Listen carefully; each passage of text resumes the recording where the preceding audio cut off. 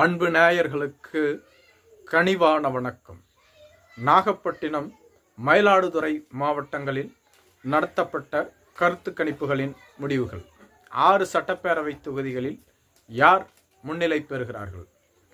தமிழக சட்டப்பேரவை தேர்தல் வரும் 2026ஆம் ஆண்டு நடைபெறவுள்ளது. இதற்காக தமிழகத்தில் 4 முனை போட்டி நிலவும் என கூறப்பட்டு வருகிறது. திமுக தலைமையிலான கூட்டணியில் 17 கட்சிகள் இடம்பெற்றுள்ளன.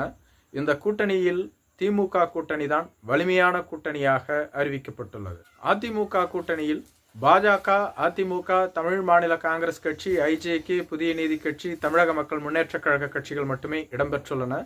இதேபோன்று பாமகவின் அன்புமணி அணி அதிமுக அணியில் இடம்பெறும் என்று கூறப்பட்டு வருகிறது. மேலும் அதிமுக அணி தேமுதிக, தமிழக வெற்றி கழகத்தோடு பேச்சுவார்த்தையில் ஈடுபட்டு வருகிறார்கள். தேமுதிகவும் திமுக கூட்டணிக்கு செல்வதற்கான வாய்ப்புகள் அதிகபட்சமாக உள்ளது. தமிழக வெற்றி கழகமும் தங்களது தலைமையில் தனித்து கூட்டணி என அறிவித்து விட்டார்கள். நாம் தமிழர் கட்சி ஏற்கனவே தனித்து போட்டி என அறிவித்து விட்டார்கள். இதன் அடிப்படையில் தமிழகத்தில் 4 முனை போட்டி நிலவுகிறது. மேலும் டெல்டா பகுதியின் முக்கிய மாவட்டமாக அறியப்படக்கூடிய மயிலாடுதுறை மற்றும் நாகப்பட்டினம் என்ற 2 மாவட்டங்களில் திமுக மற்றும் அதிமுக என்ற 2 கட்சிகளும் செல்வாக்கு பெற்ற கட்சிகளாக இருந்தாலும் கூட இங்கு காங்கிரஸ் கட்சி மற்றும் விடுதலை சிறுத்தைகள் கட்சி, பாட்டாளி மக்கள் கட்சிக்கும் பெருத்த செல்வாக்கு உள்ளது. குறிப்பாக மயிலாடுதுறை மாவட்டத்தில் பட்டியல் இன மக்கள், வன்னியர் இன மக்கள் கணிசமாக செறிந்து வருகிறார்கள். இவர்களை தொடர்ந்து முக்குலத்தோரும் செறிந்து வாழ்ந்து வருகிறார்கள். இதேபோன்று நாகப்பட்டினம் மாவட்டத்தில் முக்குலத்தோர், தேவேந்திரகுல வேளாளர்கள், பட்டியலின மக்கள் செறிந்து வாழ்ந்து வருகிறார்கள். இதேபோன்று நாகப்பட்டினத்தில் சிறுபான்மையினர்கள் கணிசமாக வாழ்ந்து வருகிறார்கள். இவர்கள் வெற்றியை தீர்மானிக்கக்கூடிய சக்திகளாக இருக்கிறார்கள். முதலில் மயிலாடுதுறை மாவட்டம். இங்கு மொத்தம் 3 சட்டப்பேரவை தொகுதிகள் உள்ளது. இதில் சீர்காழி என்ற ஒரு தனி தொகுதியும், பூம்புகார் மற்றும் மயிலாடுதுறை என்ற 2 பொது தொகுதிகளும் அடங்கியுள்ளன.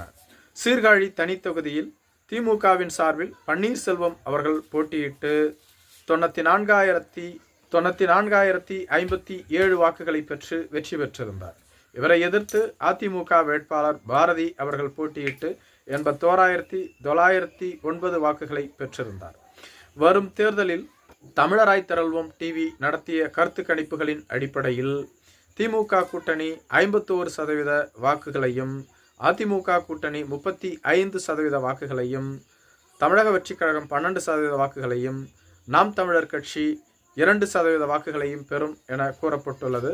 மேலும் கூட்டணி இறுதி நேரத்தில் மாறும் பட்சத்தில் திமுகவை விட அதிமுகவிற்கு இங்கு ஒரு பெருத்த வாக்கு வங்கி கிடைத்தால் இந்த தொகுதியில் திமுக வெற்றி பெறுவதற்கு கடினமாக மாறும். தற்பொழுதைய சூழ்நிலையில் திமுக வெற்றி பெறுவதற்கு அதிக வாய்ப்பு இருந்தாலும் கூட கூட்டணி கணக்குகள் மாறும் பட்சத்தில் இந்த தொகுதியில் இழுபறி நிலவலாம். மயிலாடுதுறை சட்டப்பேரவை தொகுதி. இங்கு திமுக தனது கூட்டணி கட்சியான காங்கிரஸ் கட்சிக்கு இந்த தொகுதியை ஒதுக்கியிருந்தது. காங்கிரஸ் கட்சியின் வேட்பாளர் ராஜ்குமார் அவர்கள் போட்டியிட்டு 73,642 வாக்குகளை பெற்றிருந்தார். அதிமுக இந்த தொகுதியை பாட்டாளி மக்கள் கட்சிக்கு ஒதுக்கியிருந்தது. பாட்டாளி மக்கள் கட்சியின் வேட்பாளர் பழனிசாமி அவர்கள் 70,900 வாக்குகளை பெற்று தோல்வி அடைந்திருந்தார். வரும் சட்டப்பேரவை தேர்தலில் திமுக கூட்டணி 52% வாக்குகளையும், அதிமுக கூட்டணி 35% வாக்குகளையும், தமிழக வெற்றி கழகம் 11% வாக்குகளையும், நாம் தமிழர் கட்சி 4% வாக்குகளையும் பெறும் என கூறப்பட்டுள்ளது. இந்த தொகுதியிலும் திமுக தற்பொழுதைய சூழ்நிலையில் முன்னிலையில் உள்ளது.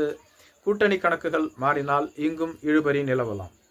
பூம்புகார் சட்டப்பேரவை தொகுதி. திமுக வேட்பாளரும் மாவட்ட செயலாளருமான நிவேதா முருகன் அவர்கள் போட்டியிட்டு 96,102 வாக்குகளை பெற்று வெற்றி பெற்றிருந்தார். அதிமுக வேட்பாளர் பவுன்ராஜ் அவர்கள் 92,803 வாக்குகளை பெற்று தோல்வி அடைந்திருந்தார். வரும் தேர்தலில் இந்த தொகுதியில் திமுக கூட்டணி 50% வாக்குகளையும், அதிமுக கூட்டணி 35% வாக்குகளையும், தமிழக வெற்றி கழகம் 10% வாக்குகளையும், நாம் தமிழர் கட்சி 5% வாக்குகளையும் பெறும் என கூறப்பட்டுள்ளது. இந்த 3 தொகுதிகளில் 2 தொகுதிகளில் இழுபறி நிலவும் என்றும், ஒரு தொகுதி திமுகவிற்கு சாதகமாக இருப்பதாகவும் கூறப்படுகிறது. நாகப்பட்டினம் மாவட்டத்தில் உள்ள 3 சட்டப்பேரவை தொகுதிகளில் ஒரு தனி தொகுதியும் 2 பொது தொகுதிகளும் அடங்கியுள்ளன. நாகப்பட்டினம் சட்டப்பேரவை தொகுதி. இங்கு சிறுபான்மையினர் மக்கள் கணிசமாக வசித்து வருவதால் சிறுபான்மையினர்கள் வெற்றியை தீர்மானிக்கக்கூடிய சக்திகளாக இருக்கிறார்கள். திமுக கூட்டணி விடுதலை சிறுத்தைகள் கட்சிக்கு இந்த தொகுதியை ஒதுக்கியிருந்தது. விடுதலை சிறுத்தைகள் கட்சியின் வேட்பாளரான ஆளூர் ஷானவாஸ் அவர்கள் போட்டியிட்டு 66,281 வாக்குகளை பெற்று வெற்றி பெற்றிருந்தார். அதிமுக வேட்பாளர் தங்கம் கதிரவன் அவர்கள் 59,043 வாக்குகளை பெற்று தோல்வி அடைந்திருந்தார்.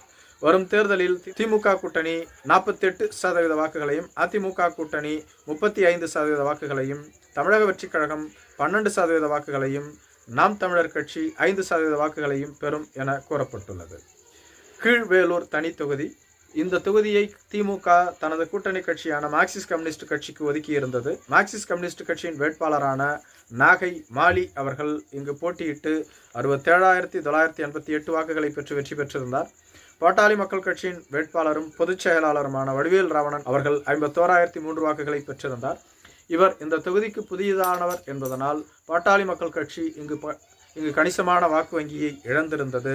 வரும் தேர்தலில் இந்த தொகுதியில் திமுக கூட்டணி 48% வாக்குகளையும், அதிமுக கூட்டணி 37% வாக்குகளையும், தமிழக வெற்றிக் கழகம் 12% வாக்குகளையும், நாம் தமிழர் கட்சி 3% வாக்குகளையும் பெறும் என கூறப்பட்டுள்ளது. வேதாரண்யம் பொது தொகுதி. இங்கு திமுகவின் மாவட்ட செயலாளரும் வேட்பாளருமான வேதரத்தினம் அவர்கள் போட்டியிட்டு 66,391 வாக்குகளை பெற்று தோல்வி அடைந்திருந்தார்.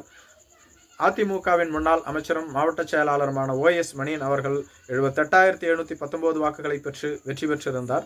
வரும் தேர்தலில் இந்த தொகுதியில் திமுக கூட்டணி 48% வாக்குகளையும், அதிமுக கூட்டணி 38% வாக்குகளையும், தமிழக வெற்றிக் கழகம் 10% வாக்குகளையும், நாம் தமிழர் கட்சி 3% வாக்குகளையும் பெறும் என கூறப்பட்டுள்ளது. நன்றி.